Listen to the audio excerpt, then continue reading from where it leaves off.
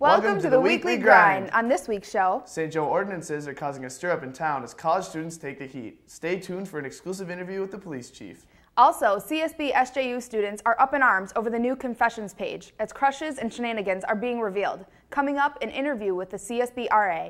6 wrestlers are headed to nationals. Stick around to hear personal interviews with the 3 national-bound seniors.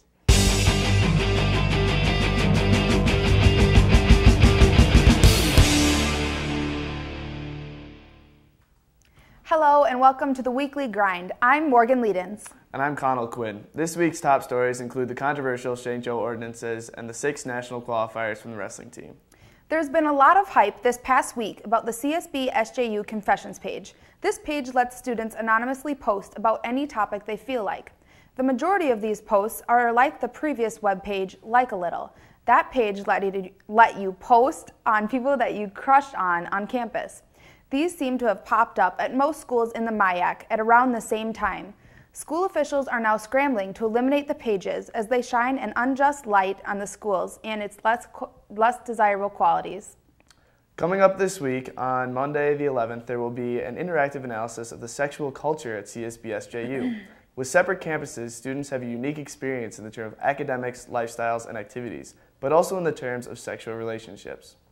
Looking at this factor, along with the presence of the Benedictine values and stereotypes of what it means to be a Benny or a Johnny, students will receive questions and be able to respond anonymously through live polling. St. Joe City Council is considering the building of a community center. The City Council appointed a faculty committee, which is led by Counselor Dale Wick, along with Renee Simonites. The city hired Hagmeister Mack as the architect for the project and construction manager, R.A. Morton. Now off to our reporters, Angel and Janie, with the inside scoop on the St. Joe ordinances. Happy Sunday, CSB SJU. I'm Janie Gangle for Channel 8. And our topic of discussion tonight are the St. Joseph City ordinances that went into effect on March 1st. Now, we all know what these entail and the general logistics of them, but how are they affecting our community? Are they keeping students safe, or are they giving them a reason to rebel? Some students are saying this could turn prospective students away from CSB SJU.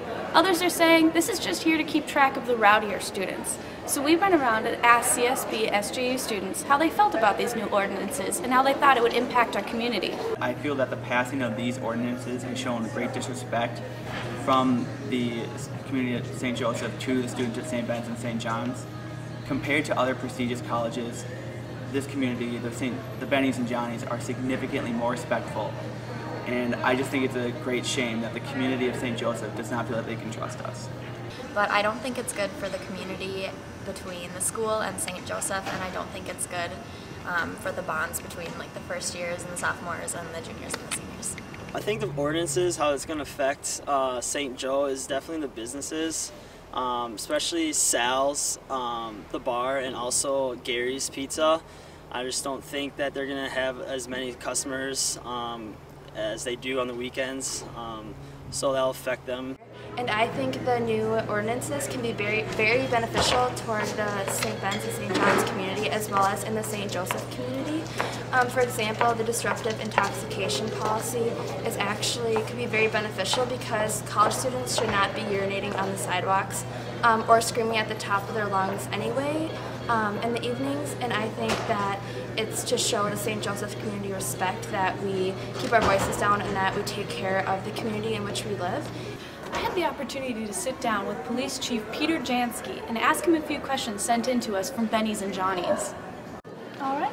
Well, I have a few questions here from Bennies and Johnnies out there regarding the ordinances. Well, let's see what those questions are. All right. Our first question comes to us from Chris and Andy. They want to know, why change these ordinances? Was there actually a need?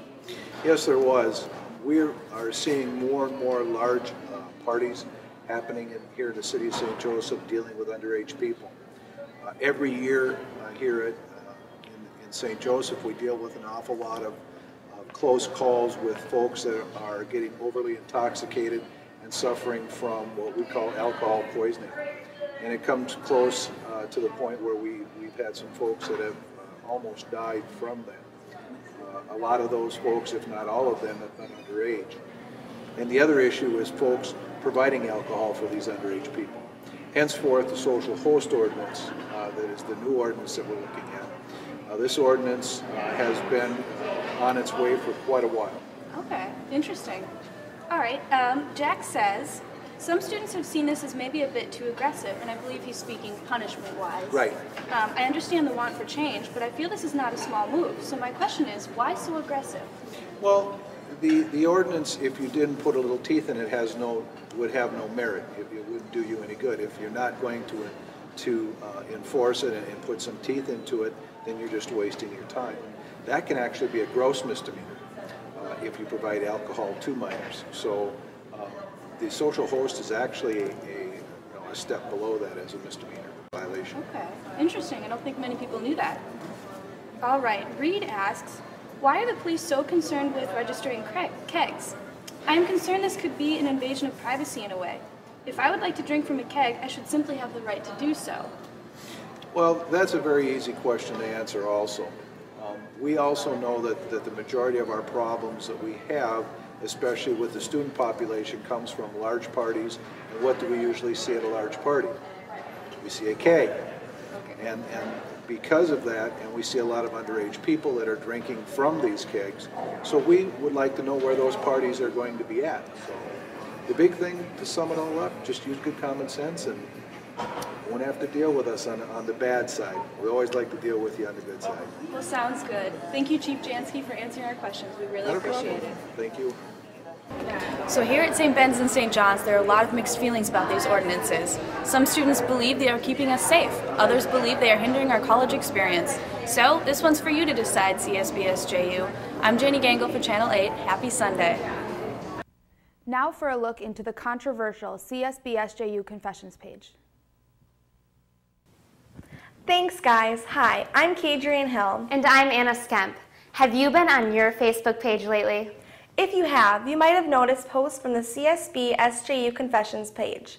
A confessions page is a place where students can anonymously post topics ranging from their crush to scandals to crazy college nights, as well as emotional revelations and ideological differences. These pages are spreading throughout the nation, from Honolulu, Hawaii to Boise, Idaho, and all the way to St. Joe and Collegeville, Minnesota, and causing quite the controversy. In late February, the University of La Crosse, Wisconsin lost a student to excessive drinking and weather temperatures. The next day, the cover photo of the page was changed to a girl passed out and surrounded by alcohol. The students in the community were outraged and communicated with the chancellor of the school. Now, although the page will not disappear, the chancellor states he wishes the students would use their own name instead of the university's. Now, let's see what students at St. Ben's and St. John's think of the Confessions page. Have you heard of the CSB SJU Confessions page or similar pages at other schools?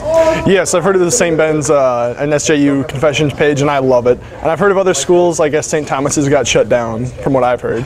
Yeah, I've heard about them. I heard about the St. Cloud one and the Confessions page here, and I liked it on Facebook, so I kind of look at it every now and then.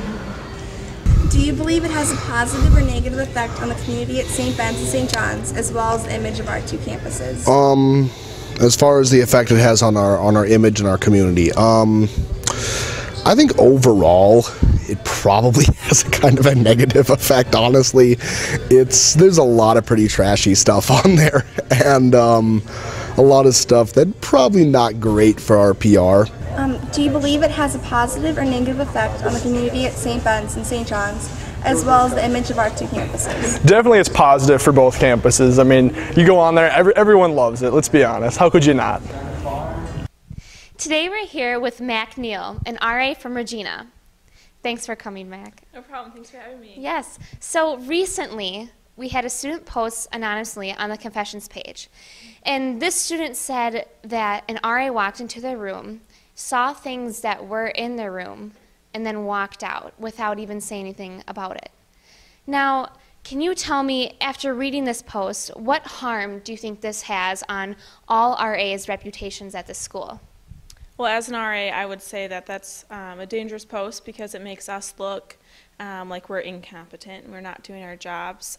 It also makes students think that they can get away with things, which through our training we know to look for things, and I can't believe that this student would have stuff in their room and an RA would just look over all of it. So we're not as stupid as this person made us out to look.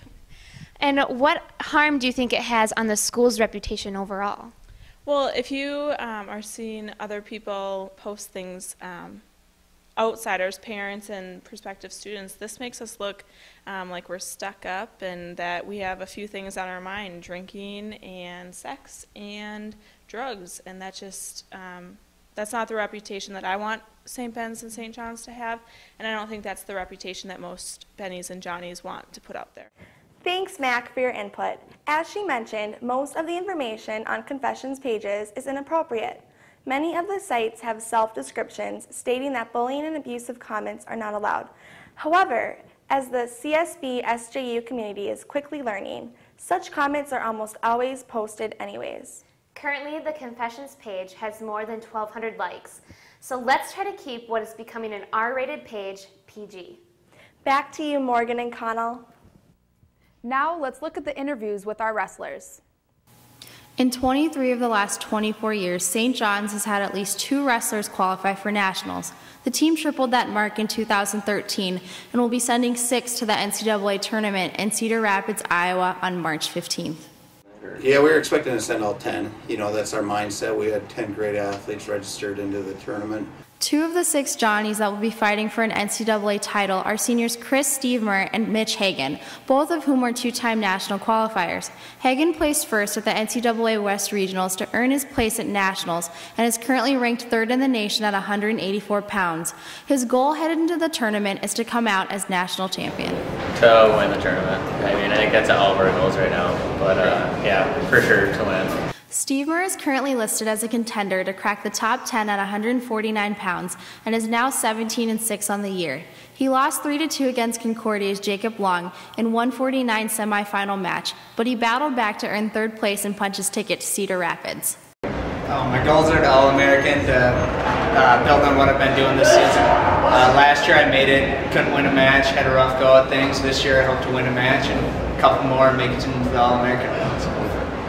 Nick Schuler is another senior that will take the mat for the Johnnies in Cedar Rapids. Schuler boasts an impressive 16-2 record and is the top contender to crack the top 10 at 165 pounds. However, his 2 losses have come against the same opponent, Nazar Kulshitsky, who defeated Schuler in the regional final via technical fault 20-5.